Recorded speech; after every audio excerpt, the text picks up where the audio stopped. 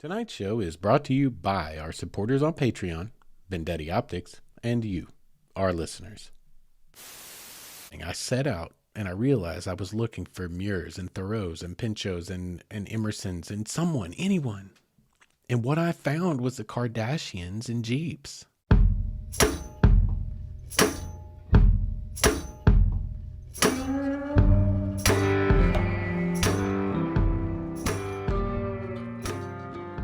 What is up, all of you wayward souls, and welcome back to the Wayward Stories podcast. Wayward Stories is the podcast where we tell the tales of our adventures and our wanderings and our wonderings. How are you guys doing this week? I hope you guys have had a good week. I've had a good week so far, but it's only Monday. Today wasn't that bad. Last week was pretty crazy wild. I was pretty beat last week. I'm still sore and still recovering from last week at work. Anywho, I hope you guys are having a great week. We've got some pretty awesome spring-like temperatures here in Arkansas right now, but I'm given to understand they're not going to hold up for long, so I guess we will take it while we can. Before we get started tonight, I want to give a shout out to Marcus Earl T. I've always told you guys, if you leave reviews, I will shout you out, and he did just that. He went and left us a new review on Apple Podcast, and it was a great review, and he even said I sound like a pretty cool dude to hang out with. So, Marcus Earl T, let's get together sometime and hang out, because that's a pretty good compliment. And I appreciate your words. I appreciate your 5-star review, and I'll appreciate anyone else's. So you guys get out there, rate, review, subscribe, and I would definitely appreciate it. And also remember to share the show with your friends if you are indeed enjoying it.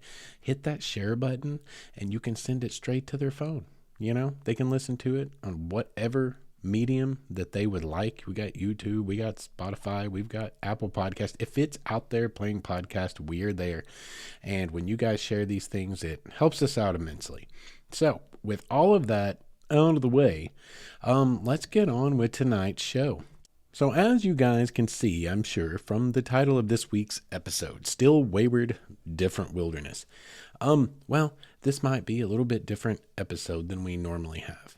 For any of you guys that have been around for very long at all, you may have noticed that about once a year, usually around my birthday, we have an episode that gets a little bit philosophical. It's kind of like a taking of stock for the old wayward son, because that's usually about the time of year I get kind of philosophical and take stock. It's sensible, makes sense, because I don't really measure years by the Gregorian calendar. It's like, oh, this is the new year, and everyone's like, I'm going to make a resolution. It's like, okay, that's cool, but that doesn't really have any effect on my life at all. I was born on a day, and if I want to measure, say, progress in life by years, it makes no sense to just have an arbitrary day in the middle of the year I was, in the middle of a year. I could just start with how long I've been on the planet. That's a pretty good measure of a year. So anyway, that's what I always do. This year, we've made it all the way to mid-February without me doing that. My birthday is at the end of November. And that's mostly because I've been putting it off, because I've had a very complex kind of set of concerns and things that I've been dealing with that were kind of even leading up just even a couple of months into going into my birthday. But I wasn't ready to talk about it yet because I wasn't really sure what the heck it was that I was trying to deal with. And now I've got a little bit better handle on it, and I think now is the time to get it out there, because a whole lot of it has to do with this podcast and in general my philosophy on life and where we're going. So right up front, I will tell you guys, if you came tonight for bucket list ideas or some awesome adventure I've been on, unfortunately you're out of luck, because tonight I don't have that. This is a wayward show for the wayward son. That's what tonight's about. This episode, or this podcast, has been styled from the beginning in the idea of we're going to explore everywhere we can go explore, but that also involves the wilderness of the soul. And I'm no stranger to the wilderness of the soul. And that's kind of what we're going to talk about tonight. So, giving you guys fair warning, if you don't want to listen to tonight's show, I will not fault you for it, and you're welcome to check out now. For anyone else, strap in and put on your big boy helmets or big girl helmets, because we're going to get a little bit deep tonight into the wayward son's psyche. And we're just going to talk about things in general, but they are outdoor related. They have to do with this podcast. They have to do with the way I want to live my life in general, which has everything to do with out there adventuring and exploring and gaining experiences. And so, yeah, it could be interesting. And who knows? I'm putting this out here for the purpose of maybe there's probably a lot of you that'll be able to relate to a lot of this, because very much of it has to do with just the modern world we're living in and who most of us are at our core. And the two don't jive very well together. Kind of what the world has become. And I'm not saying it's like necessarily a bad thing what it's become. I'm just saying we definitely have entered a new era of technology and human interactions and things like that. And for most of us, it's not quite jiving with our souls, the desires of our souls. And that's kind of where we're going tonight. And so maybe some of this will resonate with some of you. So let's kind of get into it. What is the impetus for this show? Well, it's all in the title, to be honest. Still Wayward, Different Wilderness. I've actually had this title in my head for this thing that I've kind of been, dealing with, struggling with for several months now. And what it is it's this. I need to give the Cliff Notes for anyone who's not listened to the show from the very beginning. And they will be Cliff's Notes, because that's what's important tonight, is not what happened before so much, but where we're kind of going forward.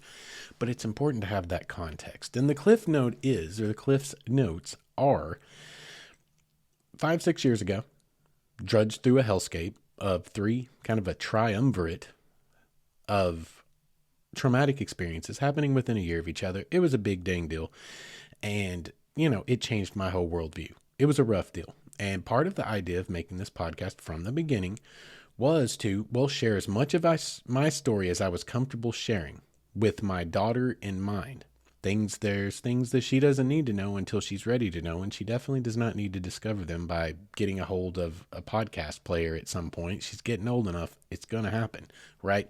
So the idea was share as much as I could to be able to connect with people and say, look, bad things happen, but it's not the end of your life. No matter how bad it is. I'm one example, but I can give you multiple others of people who have been through far worse than I have, who said, no, this is not going to be the end of my life. I'm not sitting down. I'm not ready to die yet, and I'm not giving up. I'm going to make something better out of my life from here moving forward.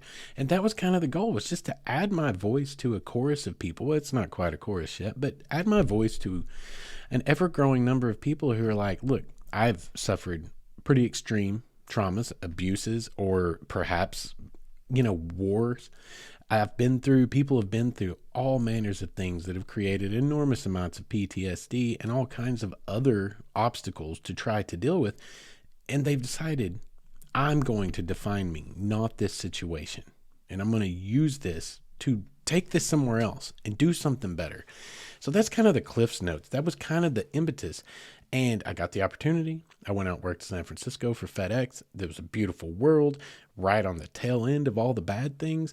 And I was like, there's still good out here. There's still good humans. There's still beautiful scenery. There's still wonderful experiences. There's still good stuff. The world I had come out of was a really dark place. And suddenly it's like the light bulb came on. And so this podcast came from the desire to share what I'd been through, share my story, connect with people, and hopefully help people to understand that, you don't have to just sit and accept a fate.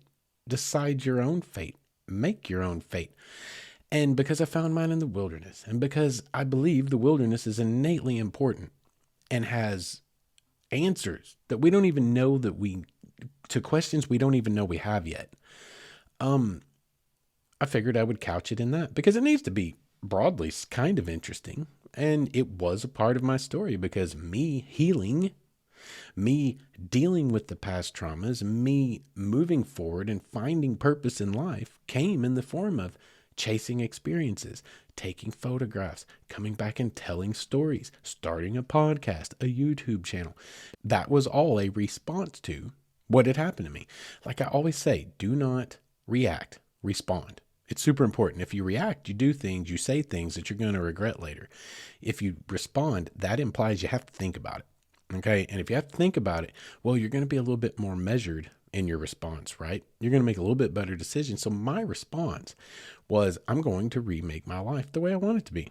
I have an opportunity here, a clean slate. I don't have to cater myself to any other humans anymore just to make them happy and accept me as a friend or a human or a partner or a, family member or anything. I got nothing here that's holding me back. So I'm going to be who I want to be. Right. And the goal is I learned things from that was like, whoa, life's way better this way. Like, it can be a little lonely.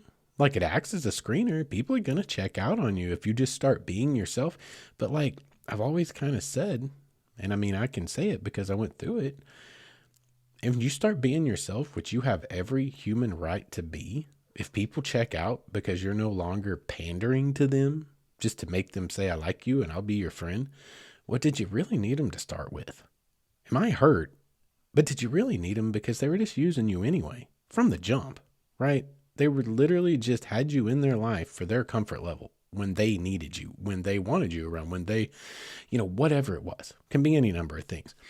And so it was really just the whole idea was like, I'm going to make a podcast. I'm going to tell my stories. I'm going to follow my journey as I continue to search out all these things and experiences I want to live out, because that's the healing process, right? That's survival. That's not giving up. That's choosing to fight to the death, right? And to me, I'm not saying it's like some noble thing or some, broadly inspiring thing, but the idea is more like I can show you a proof of concept. If you're setting home, and I know many of you that have, because I've heard from you, I know many people to right now in my personal life that do to this moment, that just sit around and feel sorry for themselves. It's like, guess what? All it's going to get you in the end is that you sat around and felt sorry for yourself your whole life. You're still going to die just like I'm going to die. So like, don't just sit there and feel sorry for yourself. Go out there and do something fun. Make a memory, maybe something to remember on your deathbed as opposed to wishing you had done something, right? So anyway, that was, that's Cliff's notes, as is all things with the old Wayward son with Justin. And anyone who knows me personally, all my closest people will tell you, like, I can't say anything in a short amount of time. I'm not good at summarizing. But that's kind of the backstory to where did the podcast come from? Why am I doing it to start with? Why do I tell you guys about all these things to do? Well, it kind of, works two ways. I can tell you all the story. I can show you my healing process, but I can also give you some great ideas and hopefully show you don't wait around to do that one huge trip that's never going to come. There's stuff all around you if you're willing to look for it and put in a little effort, and you still a day here, a weekend there, a long weekend once a year. There's life to live all around you.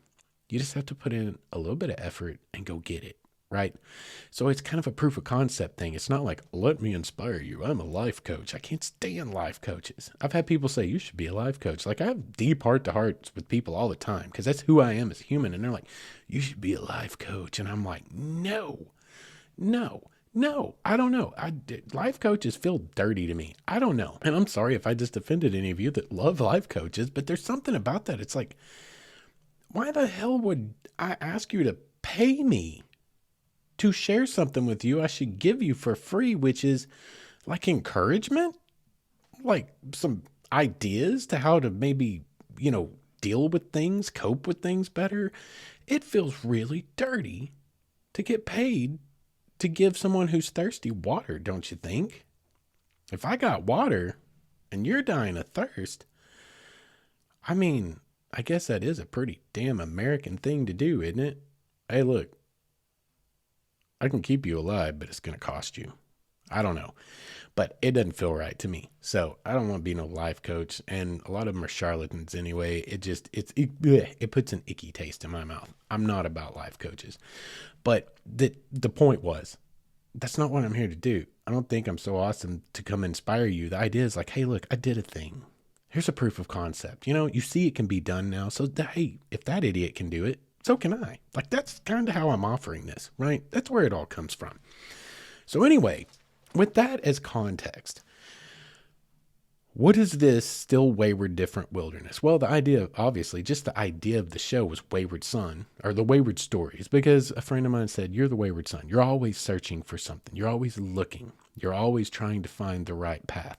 And this is, of course, using the definition of wayward for what it is strictly, kind of literally, which is just having lost the path. I don't know where I'm going. I don't know quite where I'm at, as opposed to the one that's kind of popular culture, which is he's the bad kid. I'm not using it that way. The idea is looking for the right way, trying to find the right way for me, for my path, right? And with that in mind, this show was started with hey, I'm quite wayward, but I'm looking. I'm trying to find myself, and I'm on a journey to go do it. And, hey, listen in. Maybe it'll be entertaining for you. Maybe you'll get some ideas. So tonight's show is about the idea that I am still wayward, but I found myself in a very different wilderness than what I started out in. And that is, what tonight's show is all about. So what is this new wilderness? Well, to keep with the analogies, with the metaphors of the great outdoors, the wilderness, when I set out, I didn't know why, but I knew. And you can go read the blog on our website, waywardstories.com, says, what's this all about? That's if you ever want to know. Like the manifesto of the Wayward Son. That blog is it. What's this all about on our website? And in it, I outline how, look, there's people out there that take way better pictures. There's people who tell better stories. There's people with better voices. There's people with better everything.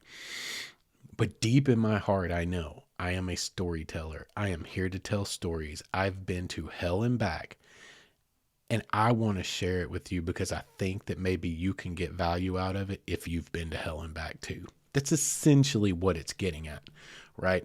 And I set out with this in mind, knowing that I'm not the best at any of this, but my heart wants to take pictures. I want to relearn my skill, the skill of photography that I once had.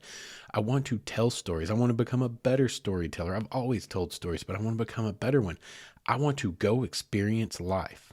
Because everyone I see around me, and granted, I'm from a very poor part of the South, an incredibly poor part of the South. So nobody's experiencing life around here. Very few people, right? There's people, of course. There's always an upper socioeconomic level anywhere you go. But this is a rough area. And everyone I brush elbows with, very few people are living any kind of life, right? And all I wanted to say is guys, there's a life to live. It was this was like an epiphany to me. Oh my God, there's a world to see. It's not that I didn't know it intellectually. It's just my heart was kind of dimmed by 38 years of living in this hell, right? So it's wow, this is awesome. Guys, let's go explore it. And let me show you why you want to come explore. And that was kind of the idea. Let me go take my pictures. Let me go make, these stories and let me tell them to you. Let me bring them to you, and then you guys are hopefully going to go, look, I can do it too. There's nothing special about him. He has a job. He's got a daughter. He's got kids just like me. He's going to school. Look at all these things he's doing. He's busy, but he finds time and he makes time, and that means I don't have an excuse anymore. And that was part of it, was to make you uncomfortable. You got all kinds of excuses why you're not living your life, right? Well, I've got them too. And look, I am. Here's the proof. Look at my pictures, listen to my stories. And it was in a good-hearted way, a little bit of, tough love. Tough love. I don't know why I just went blank on that, but it's a little bit of a tough love. I love all you guys. I want you to push yourselves to live your lives, right? And so anyway, I set out to do this. And I knew there's already people out there.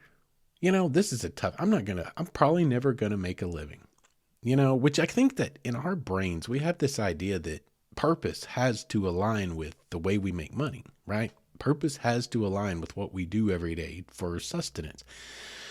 And I've kind of found that that's not necessarily true. A few lucky individuals get to pull that off, but that's not everyone gets to do that. We need to get past this idea of everyone gets to. I look back now with critical thinking skills, and I'm when you're a kid and you want to encourage kids to shoot for the moon, but they all tell you, they're anyone, you can all be the president. I'm no, you can't. We're going to have what? How old you got to be president? Okay.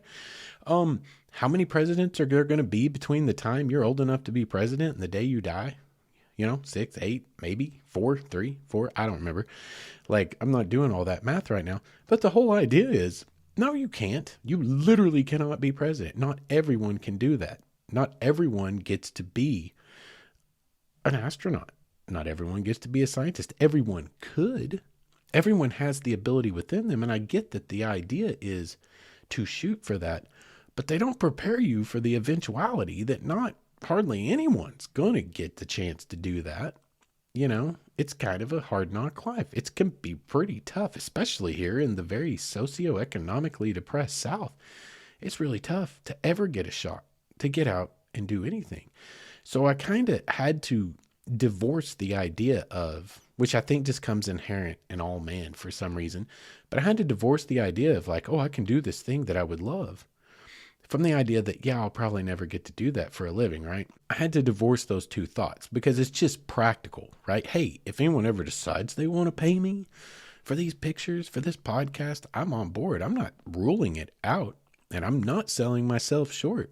I know how capable I am, and I do some good stuff, and there's a reason that I'm getting to go and do, paid collaborations where other people don't get signed on. There's a reason for that. I know what I'm capable of, but I'm also practical.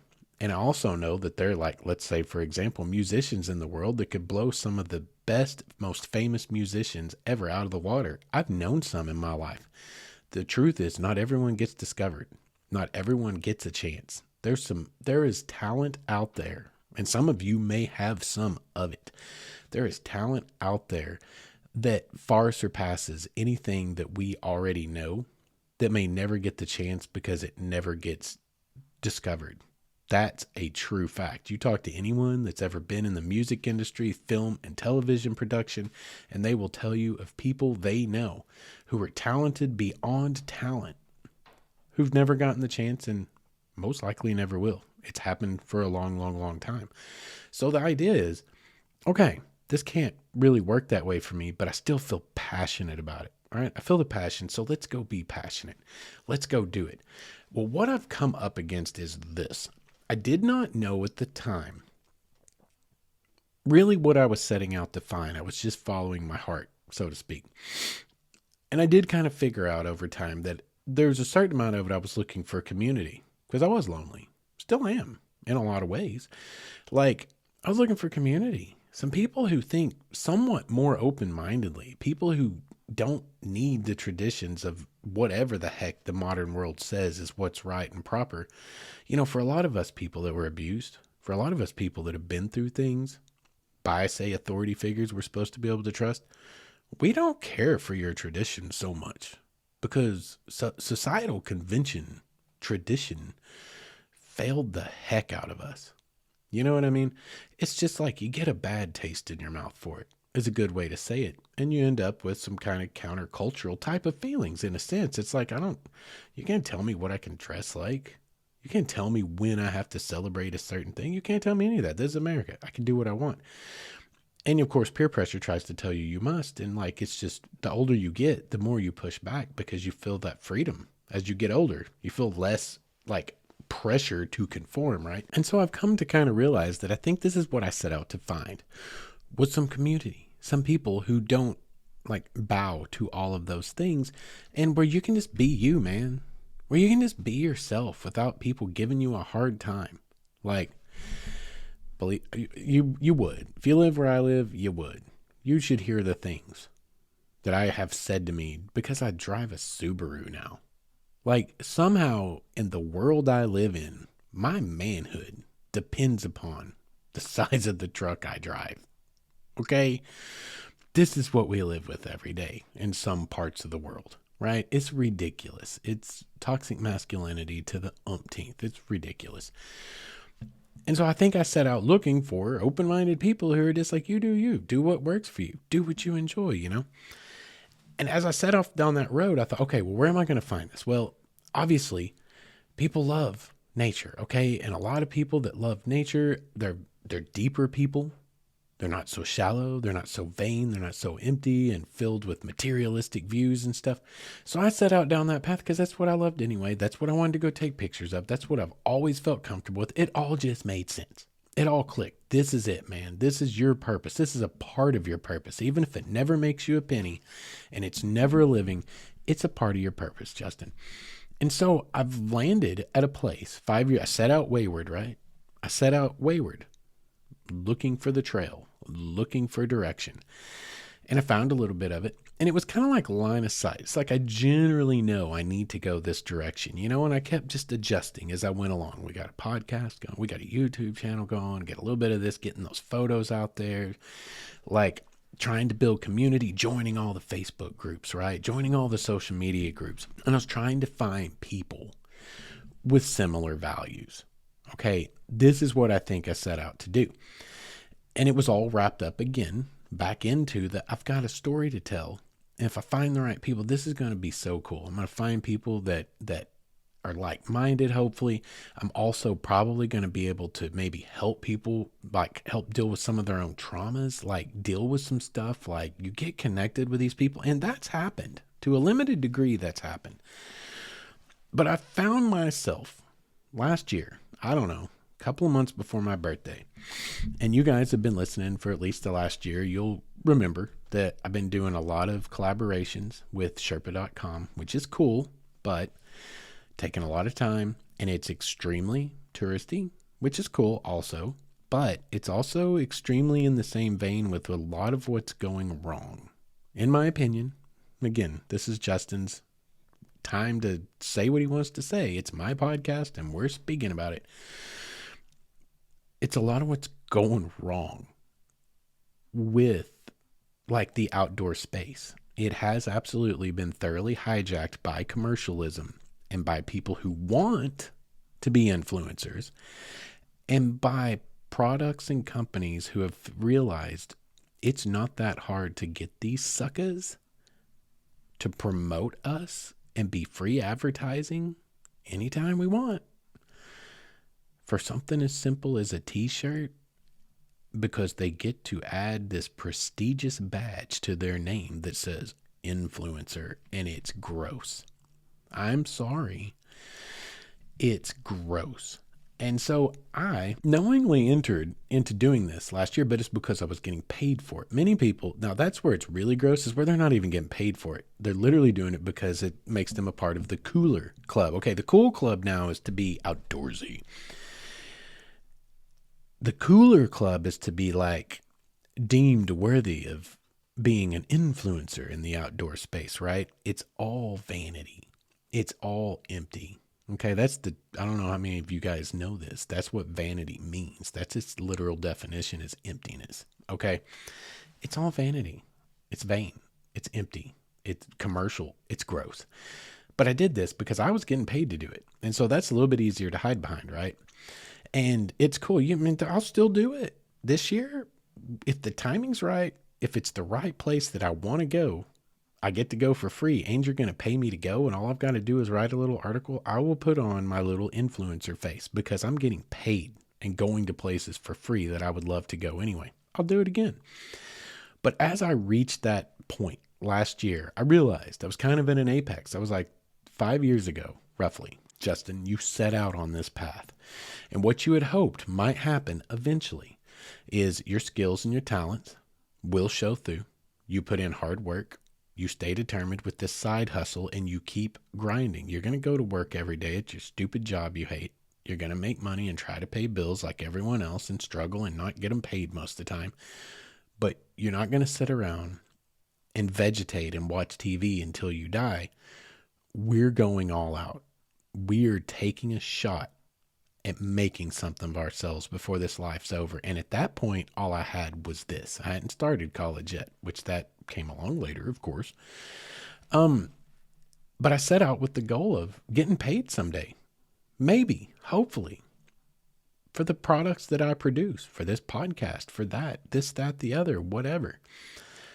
And I realized last year, okay, I've sort of arrived. I'm not getting paid enough to quit my job by any means, but I'm writing articles that are being used. I'm being paid by, this website as a freelance, and I'm working for Northwest Arkansas Tourism and the Van Buren Chamber of Commerce and different other entities, the Crescent Hotel. Like, this is big time stuff, right? I'm doing what I set out to do. The podcast is going on 3 years strong very soon. Like, I'm doing what I set out to do, and I'm putting out pictures that I'm proud of. I've got pictures that, I mean, my list used to be probably less than 10. It's like my favorite pictures I've ever took. I'm probably up to 50 or 60 now. That's like, I'll sell any one of those. And a lot of them do, on their little website. But the way commercialism has set everything up for folks like myself, it's back to that whole starving artist thing. If someone can appropriate your work and make all the money for it, but they hold the monopoly on the only way for you to monetize it, well, you're going to monetize it, because this is another little secret. There are a few people in the world that love to like paint for the sake of painting. There are people that are like that. But generally speaking, creative people create to be consumed. We don't create in a vacuum for our own sake. We create things to be heard, to be seen, to be consumed, to provoke thought in you. That's why creators create, period. Like, well, period's not good. Period's not good. Maybe it's a semicolon or something. I don't know. I get A's on all my papers in English, but I don't have a damn clue how the English language actually works or any of the rules involved. Just FYI. I have no idea. I just write what sounds right. And it always works. Like, I'm still hanging on to that 4.0, so it must be working, right? But generally speaking, the vast, vast majority, I'd say 99 out of 100, every creator on some level creates to be consumed, right? And so you put it out there, but you're not making any money off of it because someone else is making all your money, right? Right? YouTube right now. I finally hit my 1,000 followers, 1,000 subscribers. I was supposed to be able to monetize, but YouTube has further changed their terms of service to say that, well, you must also have 4,000 watch hours in the last however many days. And I'm like, it's an unattainable mark at this point for anyone who didn't make it before and that doesn't go viral all the time. And you know what? The key to going viral is doing dumb things, saying bald-faced outright lies, or talking about conspiracy theories. And none of those things really resonate with me. And that's not what we're here to do. And I'm not here to get YouTube famous. So I may be doomed forever. But guess what? YouTube's putting commercials on my videos. Many of you may be having to watch some now. I'm releasing tonight's show commercial free because this is just a tangent of Justin's going off on the philosophy of all things and what I've been dealing with here lately. I'm not even going to put an ad in the middle of this episode, but YouTube will. Guess what? They get paid for it off of my work, and I won't see a penny because I'm not eligible yet, because I don't have my 1,000 followers. Oh, wait, yes, I do. Oh, wait, but see, now that you have that, you have to have also 4,000 watch hours in the last X amount of time. The whole world is bent on screwing everyone else to put money in someone who's already rich's pocket. And most of you already know that. I'm not dropping any kind of esoteric knowledge here. Everyone knows that. It's just gross. But my point is I came to a point where I realized you got to where you wanted to get. And it never was necessarily about money, though everyone would take it if it came, right? We'd love to make a living doing what we love, but that wasn't the impetus at all. It was to find a community. It was to find a place where I belonged. And what I found when I arrived where I set out to get to, right? I was wayward. I set out into the wilderness of the soul, into the wilderness of this world, and I was aiming in a direction that was generally should have been the right direction. And when I got to the predetermined point that I needed to land at, I found, essentially, there was nothing there where there was supposed to be something. And what that something was community, some like-minded people, some people a place to belong, a place to share my creativity, a place to be a part of a bigger conversation, whatever you want, however you want to word it. And what I found was essentially nothing. And probably part of the reason we're making this show finally tonight, after several months of me struggling with, motivation and how to move forward, considering that things weren't what I thought they were, is that I was finally able to put some words on it. And part of it's thanks to this class that I'm currently in, which is American Environmental History.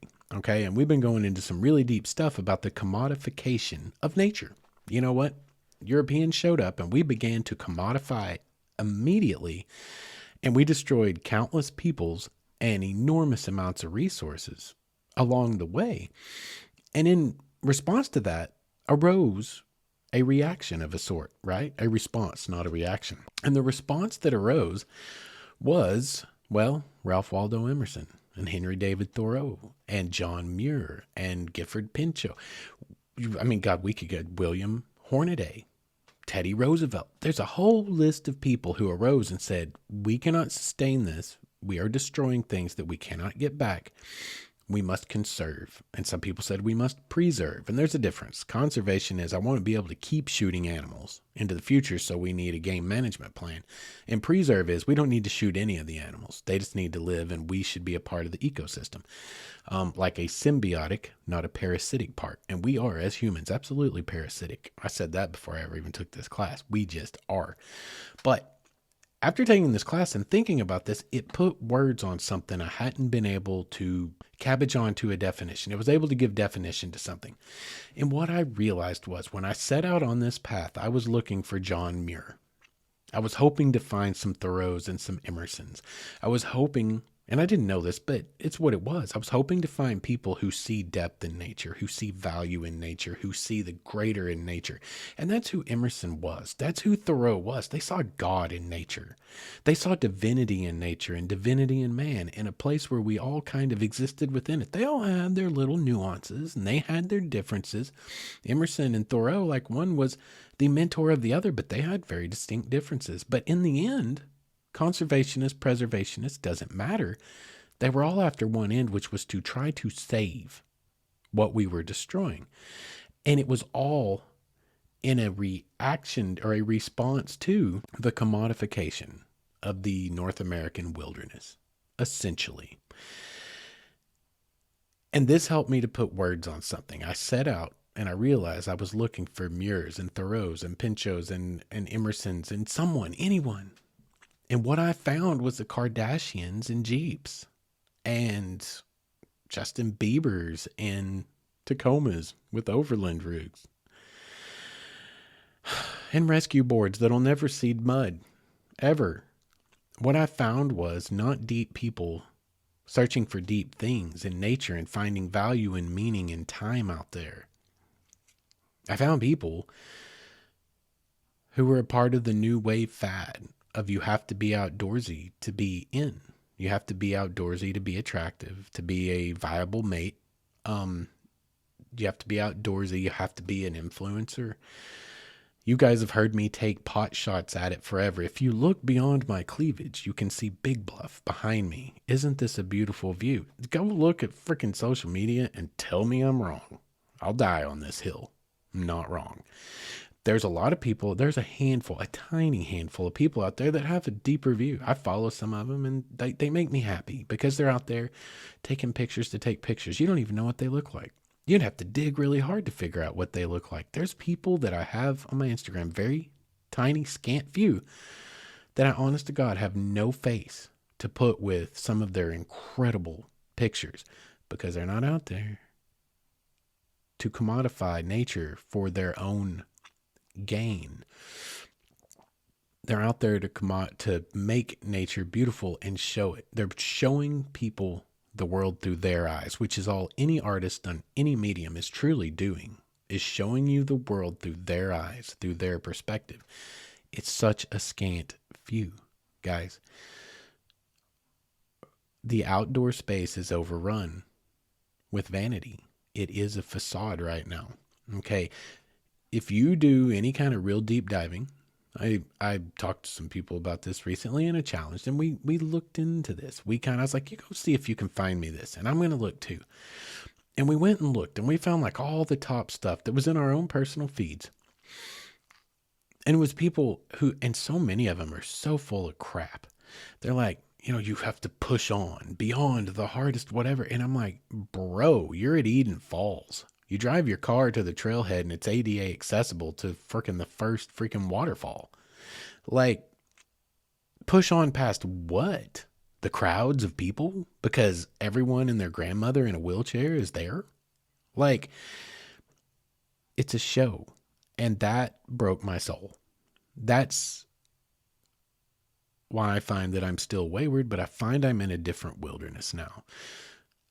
I conquered the wilderness I started out in. so to speak, in that I found the place that I was looking for and I survived along the way, if you can call that conquering. But I found the place I was looking for was abandoned and the settlement was burned to the ground and everyone had moved on and I don't know where they've gone. So now I found myself in a situation where it's like I still want to make this podcast. I still want to take my photographs. I still want to share experience with the world. And many of you are probably saying, well, do that, Justin. Do it anyway. Do it despite. And well, I am. And I have been for some time. But the problem is this, is like I said, creators don't create in a vacuum for no one to see. We want things to be consumed. We want the world to see what it is we want the world to see. We want to form community with you guys. We want to have interaction and deeper discussions about things. And as it stands, there's no one, very few to talk to. There's some of you guys I appreciate so much. My night hiker, Josh, our new friend, Mary. God, who else? Rob C. from up in St. Louis, SJ down in Texas.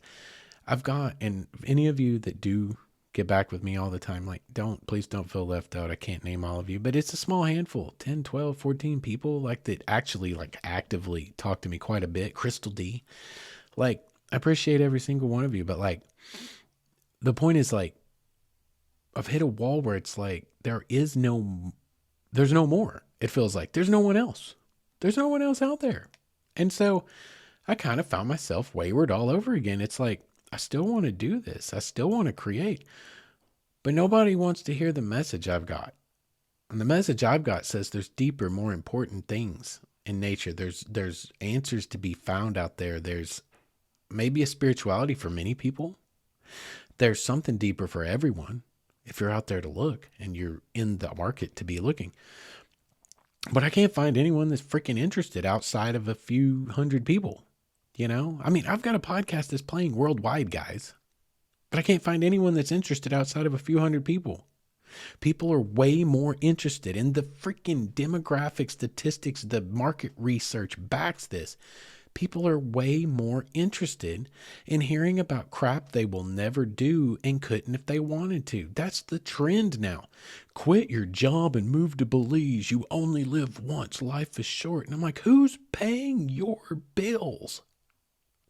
Do you have literally no responsibility? You get people that are like they're viral. They're famous because they like up and they left and they did a thing. And it's like, but they don't mention that they had a freaking trust fund or something, because you can't live for free no matter where or how you live unless you're truly off grid and you're living in a mud hut somewhere and you are full on bushcraft and hunter gathering, like sustenance diet. And this is not the viral video I'm seeing. You've got a $250,000 Mercedes-Benz Sprinter. Okay, let's get real. That's the upper echelon. Maybe only the top 10 to 15% of people in the world could eat oil. And let's just say America, we're the vain place, could do that. And you know, yeah, the top 1% of the whole world has like 95% of the money, but there's still a lot of money in that other 5%. But that's in an extremely small upper class of people, and people who are somehow able to afford a, payment on a $250,000 van, which blows my mind. Those vans are so cool and I want one, but $250K? Are you serious? Are you serious? Like, yeah, you can build a van, but most of the stuff I'm seeing, this is what everyone wants. They're not looking at the van life that's like rough and rugged. Everyone's going viral as these people with vans that no one can afford. They're going to places that no one could even imagine. They've got apparently weeks at a time free to devote to this. The the market research supports this. People want to hear about crap they could never do. They are not that interested in going and doing stuff that they could do every other weekend or once a month or every 6 months. They're not that interested. Like, there's a small hand, my like diehard wayward souls out there, those few hundred of you. I mean, we get several thousand listens, but there's a few hundred of you that constantly come back. You get what I'm talking about. So maybe you can sort of, I don't know, empathize with what I'm feeling. But y'all, it's a lot of work to make this podcast, and I love it. It's a labor of love, and it's a passion of love. But like at the end of the day, it's like nobody is listening to this in the big picture. Nobody wants to hear this. They're interested in things that I'm by no means interested in, because they're just, and it's cool. Everyone, I'm all for people doing you, do your thing, do it the way you want to do it. I just find that I am friggin' disgusted with the fact that people we're in a new era of commodification.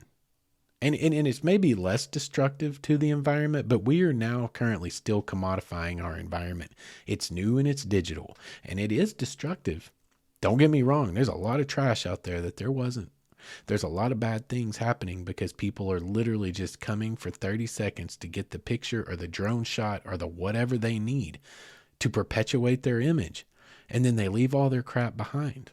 And that's become a real issue. So we're still doing some damage, but I am not, I grant you, we're not creating another Dust Bowl doing this, because we absolutely created the first Dust Bowl. It was not 3 or 4 bad drought years. Yeah, that was a catalyst, but it was the fact that we completely monoculture destroyed the soils to where there was no way it could even begin to protect itself. We created that, right? We created that. We're not going to create a Dust Bowl with the modern commodification of this, but it does have many disadvantageous things, and it does do damage in many different instances. And I just find I'm disgusted by the fact that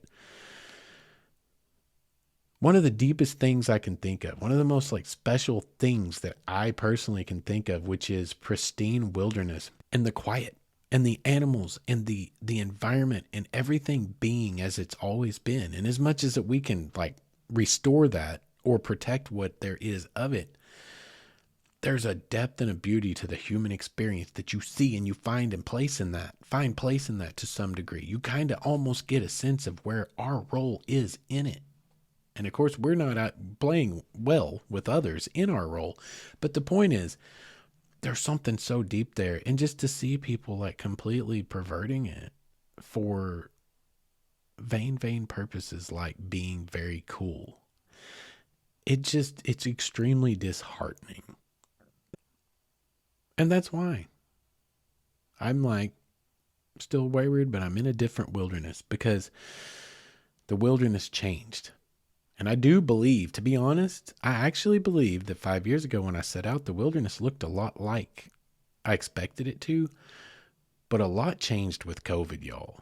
COVID changed our world in some pretty extreme ways, and one of those ways is the reintroduction of the wilderness to so many people who were cooped up for so long. And there's greatness, there's great stuff in that. That's a good thing that we got people interested in getting out.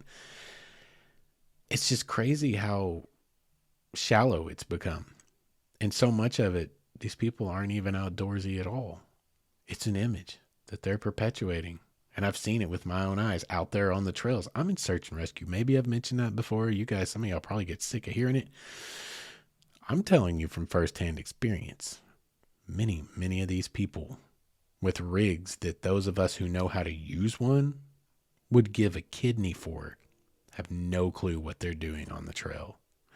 And it's all an image. And there's something about that that just breaks my heart. I set out looking for Thoreaus and Muirs and Emersons and whoever, and I just found a bunch of vain a-holes. And I don't know what to do with that. So I am still wayward in a completely different wilderness these days, it would appear. And also, I have to point out also, because some of you that know are like, Justin, what are you talking about? Talking about Muirs and Thoreaus and Emersons. Yes, they were horribly racist people who had horrible views on the indigenous peoples who were already on this continent, inhabiting a lot of these places. They are not without their problems. Let me acknowledge that up front. I'm talking about them and their views of nature in more of a conservation, preservation, divinity, oneness with God, or whatever you want to call it, kind of way, kind of a vacuum of a sort. But I'm not dismissing some of their ideas and thoughts and policies and things that had effects on other human beings. I'm not dismissing that at all. Got to point that out. Got to make that asterisk. You're listening to a podcast produced by a cultural anthropologist and a historian. I can't get away without at least pointing that out. They've got some serious problems. But when it comes to nature, that is what this episode tonight is about. It's a place that I find some absolute wondrousness. There's mystery, there's magic, there's spirituality, there's something else about nature that it's an intangible, as they say. It's one of those, there's sacred places. I had one of my best performing episodes ever. Was several, probably Christmas year. It was around Christmas a few years ago. And it was just called Sacred Places. And it's about these places that almost transcend even the regular wilderness. And you find yourself in a place that almost feels like a grove that's been untouched and unseen since time immemorial. Those places still exist, and I've seen a handful of them. Some of them by chance, some of them by design. And it's special. It's something that can't be described. There's a connection that I don't care. Even if you're not spiritual, say you're just an atheist and say you're right. Say there is no God. There is no higher intelligence at all. And this is all by chance. Maybe you're right? We can't prove any of it either way. 100% that there is not a or is a higher intelligence. If you're right, and it's all just happenstance, this planet in and of itself is still a miracle of a sort. By chance that it ever happened, right? There's something of a connectedness that hits everyone, or I feel like it can. And I would love to say should, but I feel it can hit everyone. It's like, this earth is our life support system, and without it, we all die. Period. Until we go like interstellar and interplanetary, without this earth, we die. And if you can't see your place within this system when you're in one of those sacred places or somewhere absolutely beautiful, and you can't see beyond your damn iPhone, you can't see beyond how many likes this is going to get on Instagram, you can't see beyond trying to get your cleavage just right or your abs just right in the frame, but still somehow working nature in behind you so that you can pretend that this is about your outdoorsiness. If you can't see beyond that, I mean, it's I don't know. It's disheartening. And I suppose everything I've just said tonight could sound very arrogant. It's like, how haughty of you, Justin, your high-mindedness and your Thoreau references and your Emerson's. And I say that too, because all these mofos be like trying to quote Emerson and Thoreau, and they're like, they got a picture and then they're like something from Thoreau, and you can tell they Googled it and just said, what's a good Thoreau quote? And then they put Thoreau out there, because if they read Thoreau, if they read Emerson, they would know Emerson and Thoreau would freaking hate them. Like, they would, those guys, all they saw in nature was depth, deep, philosophical meaning. And none of these people are functioning on any of that. They're quoting someone who would absolutely abhor what they're doing with it. So this is what tells me they don't even know what Thoreau and Emerson were all about. They're not reading them. They're just like Googling quotes. See that all the time. But anyway, you say that, you could say that and you might be right. I can be wrong. I reserve a right to be wrong. Maybe I am being haughty. I like to think that I'm not. I like to connect and be like understanding of people. But y'all, I can't do it. I can't deal with it in this situation. I've run up against a wall of extreme shallowness, and it's just not who I am. And I feel like it's hijacked. Like, one of the most beautiful things, one of the greatest things we have here on this planet, which is this planet itself. I feel like it's been hijacked, and I feel like it's been hoarded out. I feel like it's been pimped out for, again, commodification. And it is truly become extremely commercial, and I have all kinds of problems with that. And I find that I'm part of the problem. I'm out there making blogs, I'm writing these things for things. And of course I want to point people towards the experiences and encourage them to do it for themselves. And that's truly my intention and my heart and my goal. But I find that I'm right in the mix, sharing my pictures, which also, by the way, it doesn't pay to be a good photographer anymore, because AI and what iPhone and Androids have done with their cameras, where the cameras are basically doing most of the work and making wildly dramatic pictures, and you don't even really have to have a damn idea how to be a photographer. None of the actual technical skill or training that's ever gone into good photography, it's all out the window. And so the really good photographers with the skills that have put in the effort what a lot of them are is lost in the racket because there's so much and everything looks gorgeous. And for people who know what they're looking at, you can tell what's iPhone. You can tell what's Android. You can totally tell what is AI editing as opposed to an actual person editing their own photos manually. You can tell if you know what you're looking for. But the problem is no one cares. And the stuff that's going out it does look amazing. I won't disagree with you at all. It looks freaking incredible. But it's just completely diluted. The water has completely diluted this to where anyone who has those talents and skills, well, you don't even get a chance to like stand out anymore for like, look at, what I can do. Look at what I've done. Look at how I see the world and look at the effort I put into being able to reproduce this. No one even notices anymore because it's drowned in a sea of incredible photos and it just sucks that computers took most of them. Perhaps you can all see why I have a little bit, as a creative person, maybe you can see and maybe at least understand why I found myself at something of a crossroad. I found myself in a wilderness where there was supposed to be, say, a community, only to find it up and left. And I just don't know which direction it traveled. And I'm not quite that proficient of a man tracker, apparently, to figure out what direction they've gone. But if any of you out there happen to know where they may have gone, please feel free to send me in their direction, point me in their direction, and I shall set off further into the wilderness. I will get where I'm going someday. It's just I'm kind of at a point where I'm trying to decide where to go, what direction to take the podcast in that people may want to listen. Really and truly, even what direction to take myself in. Things have changed a lot with school. I definitely want to continue to make this podcast. I want to continue to keep it alive until a time comes where school is over and perhaps I'm living something more of the life I'm looking for. And, so don't take me wrong. I'm not like debating over whether stopping doing this. What I'm doing is saying, I'm not sure where to go from here.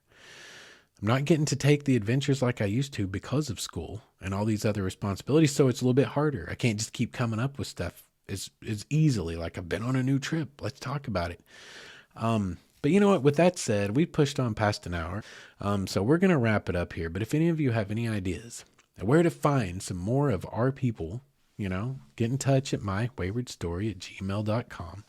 Or if any of you want to share, and I would love this, your experiences with what it's like for you and what the wilderness means to you. Maybe you found your own self. Maybe you found your own purpose out there. Maybe you found healing out there. Maybe you've just got some great travel stories with an itinerary or something you learned along the way. If any of you have any of that and you feel like sitting down and writing it out, we'll talk about it on the show. We'll make episodes about it, guys. Like, I'm open to anything, truly. Like, I want this to be an interactive podcast. I want it to be an interactive environment. Many of you have been interactive, and some of you I've failed to get back to. I apologize over just, some of the conversations we've been having because it is a little busy. But if any of you want to have your story told here on the show, man, get in touch, please. I will tell your story, mywaywardstory@gmail.com. Other than that, get in touch just to say hi. I would love to talk to you. If any of you guys want to check out anything that we've done or are doing, waywardstories.com. And again, please like, share, subscribe with anyone that you think might enjoy this show. And other than that, I really do hope you guys are out there living your lives instead of sitting around watching someone else live theirs.